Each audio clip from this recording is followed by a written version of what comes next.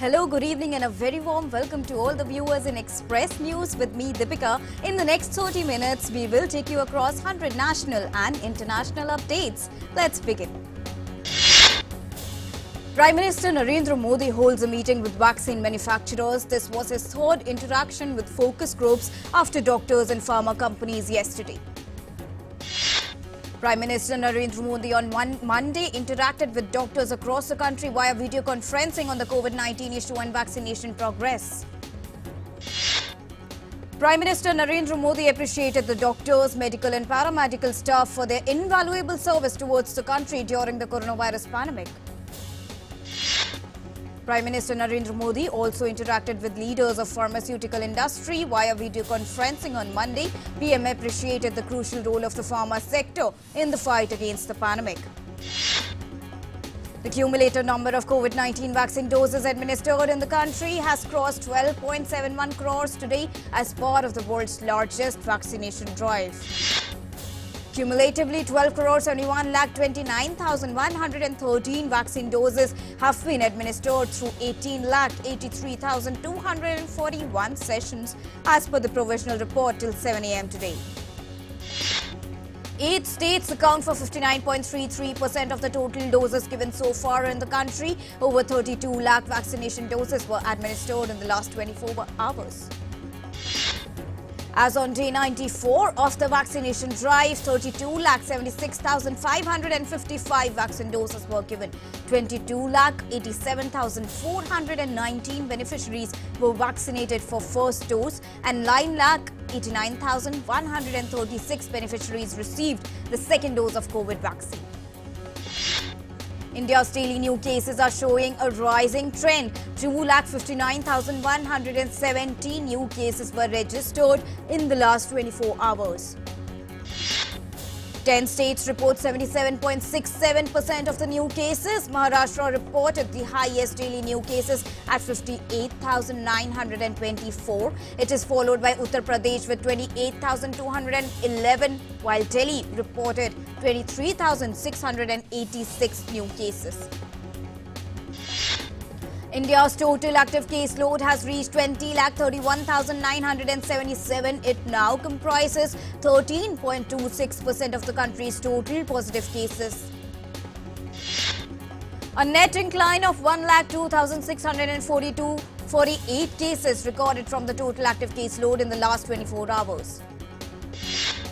The 5 states of Maharashtra, Chhattisgarh, Uttar Pradesh, Karnataka and Kerala cumulatively account for 62.07% of India's total active cases. The daily positivity rate continues to show an upward trend, currently stands at 15.99%. India's cumulative recovery stand at 1,31,08,582 today. The national recovery rate is 85.56%. 1,54,761 recoveries were registered in the last 24 hours. The national mortality rate has been falling and currently stands at 1.18%. 1,761 deaths were reported in the last 24 hours. 10 states account for 82.74% of the new deaths. Maharashtra saw the maximum casualties at 351. Delhi follows with 240 daily deaths. 9 states and union territories have not reported any COVID-19 death in the last 24 hours. According to the Indian Council of Medical Research, as many as 26,94,14,035 samples have been tested across the country so far. Out of this, 15,19,486 samples were tested yesterday. Johnson & Johnson Care submits an application to the Drugs Controller General of India, which is the DCGI, requesting approval to conduct a bridging clinical study of a single-dose Johnson COVID-19 vaccine candidate in India to comply with local regulations. The Deputy Chief Minister of Delhi, Manish Sisodia, addressed a press conference on Tuesday and said the Delhi government is working on war footing to fight COVID-19, wherein 2,700 new beds will be added in hospitals within the next 4 to 5 days and pleaded not to panic but to follow the lockdown properly. Delhi Metro will ply during the morning hours from 8 a.m. to 10 a.m. and evening from 5 p.m. to 7 p.m. peak hours across the network with a frequency of 30 minutes. Also, according to DMRC, during rest of the time, frequency of train would be 60 minutes. Kerala will impose night curfew from 9 p.m. to 6 a.m. from Tuesday. The decision was taken at the core committee meeting called by Chief Secretary yesterday. Public transport and goods movement will be exempted from curfew.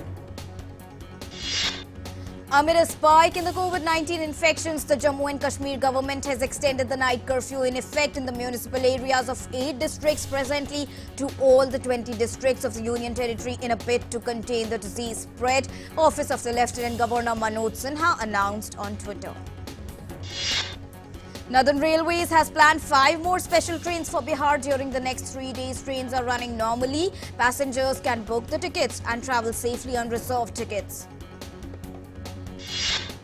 Defence Minister Rajnath Singh spoke to Army General M.M. Naravane, Defence Secretary and DRDO Chief and asked them to offer available facilities and expertise to civilians during the COVID-19 crisis. The Supreme Court of India has stayed the Allahabad High Court judgment which directed the Uttar Pradesh government to impose lockdown in 5 cities of Prayagraj, Lucknow, Kanpur, Varanasi and Gorakhpur till April 26th. In view of the COVID-19 pandemic, the top court has also sought a report from Uttar Pradesh government on steps it has taken regarding the COVID-19 pandemic. BJP has decided that it will not conduct big rallies in West Bengal, only small public meetings having not more than 500 people, that too in open space, will be conducted. The Cabinet Committee on Economic Affairs, chaired by PM Narendra Modi, has given its approval for the proposal of the Department of Fertilizers for the formulation of exclusive subsidy policy for urea produced through coal gasification route by Talcher Fertilizers Limited, Union Minister Piyush Goyal said during Cabinet briefing. He said that the project will also give a boost to Make in India initiative and Atmanirbhar campaign and would help development of infrastructure like roads, railways, water, providing major boost to economy in the eastern part of the country, including promoting ancillary industry. The project will also provide new business opportunity in form of ancillary industries in the catchment area of the project.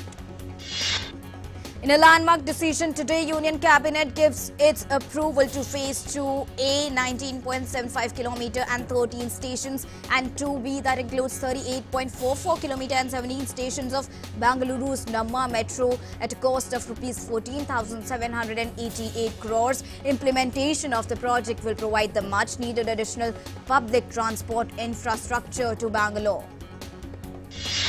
The project will streamline the urban transportation system in Bengaluru, which is stressed due to intensive developments, increase in the number of private vehicles and heavy construction in the city, putting stress on travel infrastructure and industrial activities, and to provide the people a safe, secure, reliable and comfortable public transport. Shortage of containers has been eased now in the country. Special Secretary in the Logistics Division, Ministry of Commerce and Industry, Pawan Agarwal, has informed. He said that 58% of additional exports have been handled in March, which is about 17 to 18% more than the level of March 2019. The 30-share Sensex on Tuesday tumbled 243.62 points to close at 47,705.80. The broader Nifty also dropped by 63.05 points to close at 14,296.40. Gold in the national capital on Tuesday fell by Rs 305 to Rs 46,756 per 10 grams, according to HDFC Securities. Silver also dipped by Rs 113 to Rs 67,810 per kilogram from Rs 67,923 per kilogram in the previous trade. Rupee slipped 1 paisa to settle at 74.88 against US dollar. Global crude oil benchmark Brent futures rose 0.77% to $67.68 per barrel. More than 14 crore 28 lakh people worldwide have been tested so far positive for COVID-19, while over 12 crore people have recovered from the coronavirus. The deadly virus has so far claimed over 30 lakh 45,000 lives globally. The United States continues to be the worst affected country by the COVID-19 pandemic. So far, more than 3 crore 24 lakh people have tested positive for COVID-19, while over 5 lakh 81,000 people have died of the virus in the US. US President Joe Biden on Monday declared that every American aged 16 and is eligible to get a COVID-19 vaccine. In New Zealand's Auckland, an airport employee has tested positive for COVID-19 after New Zealand and Australia have resumed air travel with bubble facility. Portugal reopened its shopping malls, cinemas, high schools, universities and indoor areas of restaurants, cautiously easing coronavirus restrictions. Brazilian health workers trek up into riot-ridden areas, often violent. Rohingya slammed to vaccinate the poor against COVID-19. Some Swiss restaurants and bars reopened on Monday for outdoor customers on terraces in the latest cautious easing of pandemic restrictions in the Alpine country, while others opted to stay closed, saying it wasn't worth it. The Palexpo Center, host of the biggest conferences and events in Geneva, opened its door as a vaccination center on Monday. Hundreds of people formed long queues outside a vaccination center in Turkey's capital Ankara on Monday evening after the health ministry expanded vaccine eligibility to people aged 55 and up. Schools of Argentina's capital opened their doors on Monday despite tightening pandemic restrictions that included to go virtual classes to curb COVID-19 infections. Iranians face increasing regulations as the country battles a surge in coronavirus cases, with the total daily death toll climbing over 400 for the first time in months on Sunday. Thailand is about to complete one of the world's biggest hydro-floating solar hybrid projects on the surface of a dam, part of steps towards boosting renewable energy production after years of criticism for reliance on fossil fuels. Miguel Diaz-Canel has become the first secretary of Cuba's Communist Party, the most powerful position in the country, succeeding Raul Castro on the final day of its Congress. NASA's miniature robot helicopter Ingenuity performed a successful takeoff and landing on Mars early Monday, achieving the first powered controlled flight by an aircraft over the surface of another planet. Israeli Prime Minister Benjamin Netanyahu lost an important vote on Monday over who gets to join a powerful committee in parliament, dealing him a setback as he tries to form a new government following an inconclusive election.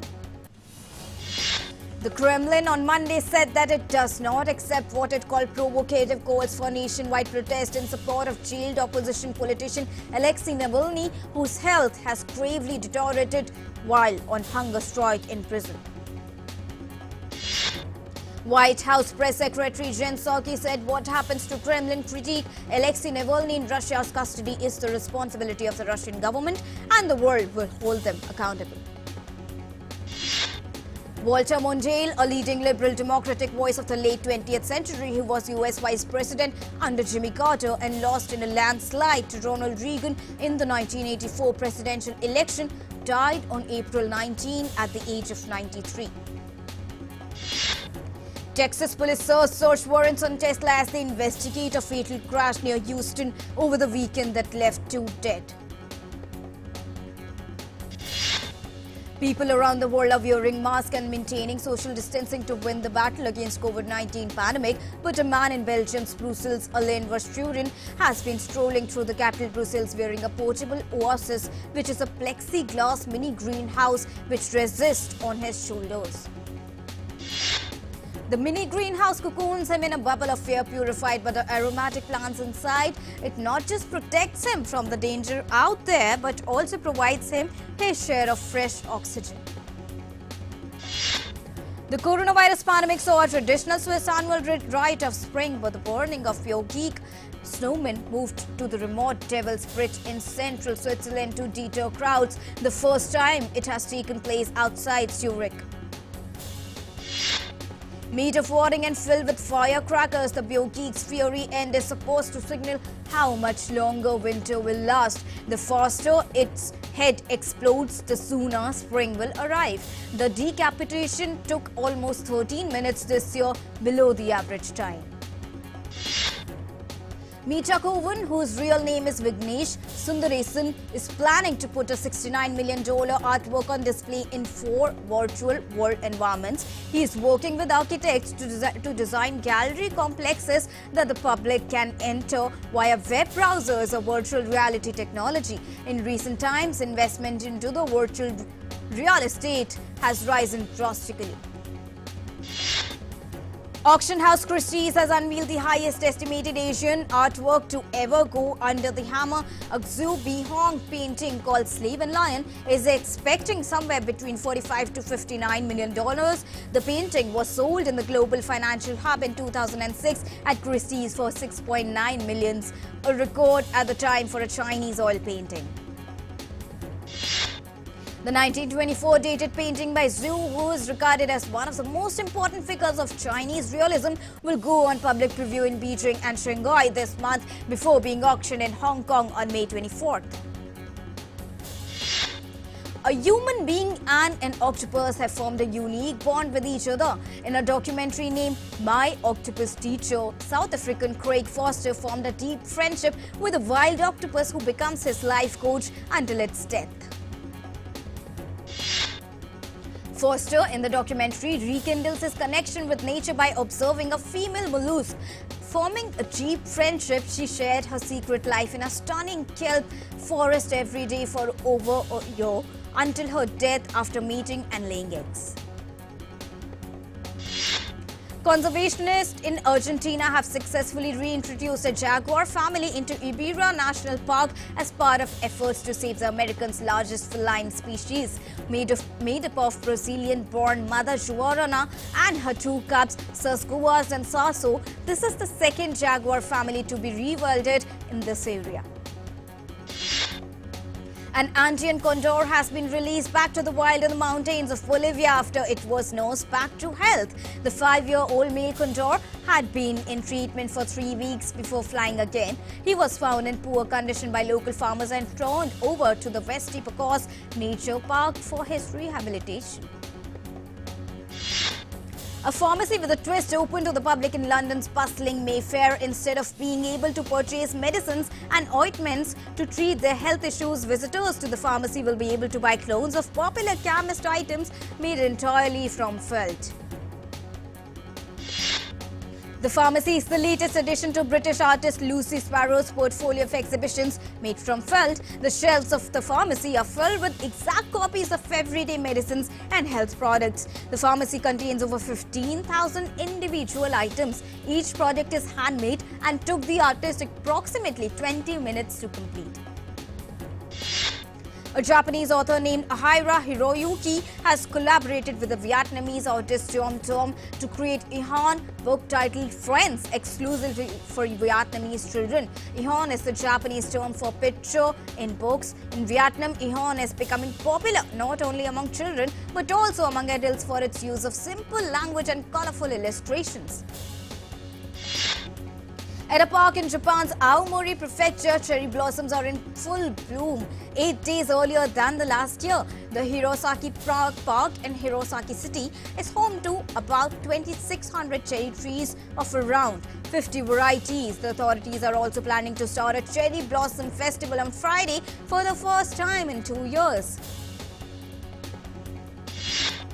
The ICC is confident that the inaugural World Test Championship finals to be contested between India and New Zealand in Southampton in June will go ahead as planned. MS Dhoni's Chennai Super Kings thrashed Rajasthan Royals by 45 runs in the Indian Premier League. Chennai posted 188 for 9 with Faf du Plessis top scoring with 33, while Moeen made 26 and Kurun 13 from 6 balls. In a blow to the badminton Olympic qualification scenario, India Open Super 500, which was scheduled to take place in New Delhi from 11th to 16th May, has been postponed. No new dates have been announced so far. India's B. Chanu outclassed defending European Youth Champion Alexis Kubica at the IBA Youth Men's and Women's World Boxing Championships as 7 Indian boxers stormed into the semi-finals on day 7 in Poland. Fabiano Caruana came with an impressive piece of opening preparation to beat Maxime Vachier-Lagrave as the Fight Candidates tournament finally resumed in Ekaterinburg, Russia. The UEFA Executive Committee approved a new format for its club competitions as of the 2024-25 season. The new format, which will see all 36 clubs brought together into one pool instead of the current system of 4 team groups, was approved at an executive committee meeting of European football's governing body in Switzerland. UEFA President Alex Sifrin has hit back at plans to form a new European Super League and has said any player participating in the new league will be banned from playing at the World Cups and European Championship tournaments. Liverpool manager Jurgen Klopp urges angry fans not to blame the players nor himself for Liverpool's involvement in the Super League. Tottenham Hotspur have appointed former midfielder Ryan Mason as their interim head coach for the remainder of the season after the dismissal of Jose Mourinho. In English Premier League, Liverpool were held to a 1-1 draw away to Leeds United. Diego Llorente dents Liverpool's Champions League hopes. The Spain defender powered home Jack Harrison's corner with 3 minutes remaining to cancel out Sadio Mane's first half opener for Liverpool.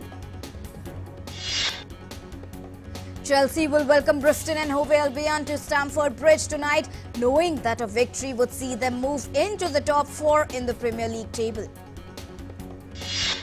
India's top golfer Anirban Lahiri has tested positive for COVID-19, ruling him out of at least a couple of events on the PGA Tour.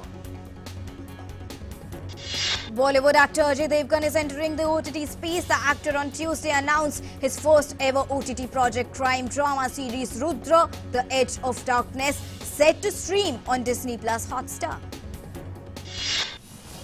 Bollywood star couple Kajol and Ajay Devgan celebrated the occasion of their daughter Naisa's 18th birthday by penning down heartfelt notes for her on social media. Horror comedy fans are in for some fun. Bollywood actor Varun Dhawan has announced Kriti Sanan's scheduled wrap for their upcoming horror comedy flick Bhediya. Superstar Amitabh Bachchan has sent good wishes to the team of film Kala as the makers released behind-the-scenes video from the making of the movie that stars lead actor Irfan Khan's sons Babil. Bollywood veteran actor Anupam Kher has joined the jury of BAFTA Breakthrough India along with other Indian delegates including Grammy Award-winning musician A.R. Rahman, who has been appointed as the ambassador of the initiative. If you always hope for an Asian superhero to enter Marvel Cinematic Universe, then your wish has come true. Marvel Studios has released the first trailer for its upcoming Asian superhero movie, Shang-Chi, The Legend of the Ten Rings. The lead role is being played by actor Emilio Place. The film also stars comedian Awkwafina as well as Asian superstar Michelle Yeoh. The movie is slated to be released in theaters on the 3rd of September. Talking about Marvel Studios, the Oscar-winning actor Olivia Colman might make her Marvel debut soon. Colman is in negotiations to join Secret Invasion, Marvel Studios' next series. In order to break stigma around fertility issues, 35-year-old American cookbook author and former model Chrissy Teigen has come up with a new campaign encouraging women to be more open about their troubles conceiving and seek necessary assistance. The Fertility Out Loud campaign is being organized between 18th to 24th of April, National Infertility Awareness Week. The makers of the hit British historical drama television series Downton Abbey has announced a sequel starring the original cast of the long-running drama for a release this Christmas. In this fight against COVID-19, we are doing our best to keep our viewers updated with all latest news and updates here at DD India. But we really need your support too to strengthen our fight against this global pandemic. Just 3 steps to follow: wear your mask, wash your hands and maintain social distancing to stay safe and protect your loved ones. Thank you so much for watching us, and do wear your mask.